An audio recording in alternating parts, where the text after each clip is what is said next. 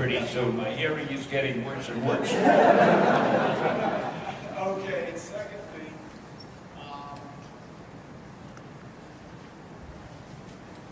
would there ever be maybe a possibility for a deaf superhero? Absolutely. We've already had a blind one, and I can't see any. See, the only thing is, it's hard to make it visual.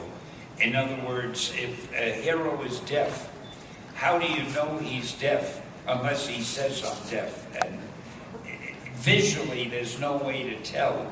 But I'm sure we could, sooner or later, somebody will do it. I'm sure of that. Hey, I just realized something. I can see myself on the screen over there.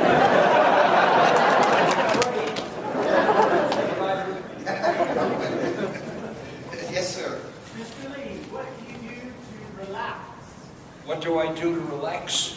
I do panels like this. You don't have to think. Yes, ma'am. Serves as an inspiration to a lot of people in the comic industry. I wonder, who is your inspiration? Who was your inspiration? Well, I guess to begin with, Joe Simon and Jack Kirby, because when I went to... Thank you. When I first started work, I worked for them. I was their assistant. And boy, they were great. They could dream up stories like that, and their illustrations were wonderful, and I was a big Simon and Kirby fan in the beginning. There in the back, please.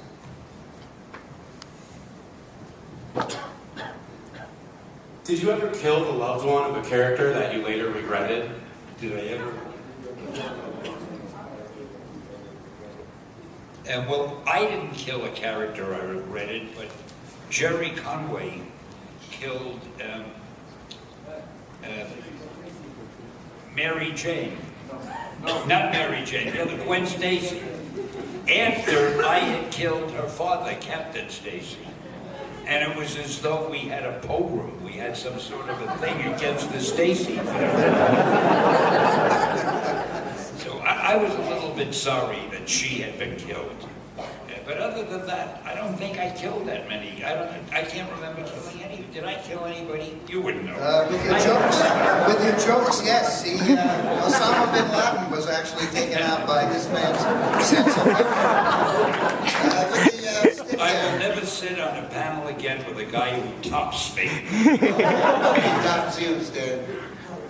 Stanley, ever since the episode of The Big Bang Theory aired, how many people have given you a DC comic to sign?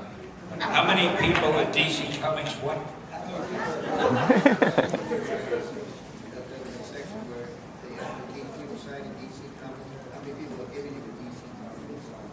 Oh, I always get DC Comics to sign. I get other kind of things to sign. I get things I never wrote. I sign anything. Because not only can I hear well, I can't see well. I don't know what that is.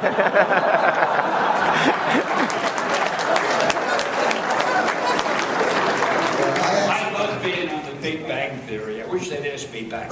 Write a lot of letters.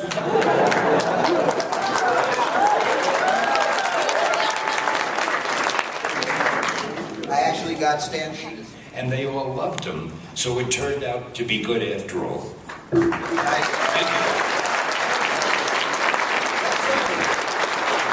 Hold on, wait for the microphone, please. In the front. I just went a trip to see you here in Albuquerque, and I want to ask you what inspired you to make cameos? What inspired me to make what? Comics. No. Comics? What? Cameos. Oh, cameos. You're a hell of a hell. By the way, actually, I wasn't inspired to do it. I never thought of it. But when the first X-Men movie was being made, the director, Bryan Singer, whom I knew, he said, "Hey, Stan, just for fun, why don't you get into one of the scenes?" And he had me in the background on the beach selling hot dogs or something when one of the characters walked out of the beach onto the sand, and he passed by, and I was in the background just putting mustard on a hot dog. That was all. But the next time they did a Marvel movie, I forget which one it was, the director said, hey Stan, why don't you do a little scene in this? And then another guy said, do a scene in this movie. And before I knew it, I was doing these things, and I suddenly realized I am a ham. I love doing it. Now I meet people in Hollywood. They could be anybody who makes movies, a director, a producer, and he'll say, oh yeah, I'm so-and-so, I produce this, that, and the other. The first thing I say to him is, have you got a cameo for me? When was that first cameo? Oh, whenever the first When was that? movie came out, I don't know. When? If you battle against Thor, Hulk would win. Battle against Thor and the Hulk? Who would win if Thor and the Hulk had... The answer that I've given so many times, it depends on who's writing the story and who he wants to win.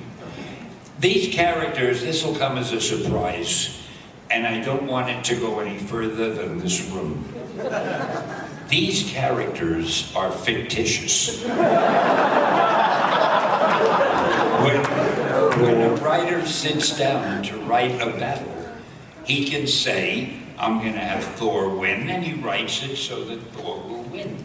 Or he can say, I want the Hulk to win, and he writes it that way. You see, a writer, in a sense, is like God. He can make anything happen. He can bring somebody back from the dead. He can kill them. He can do anything. And that's why I chose to be a writer instead of the President of the United States.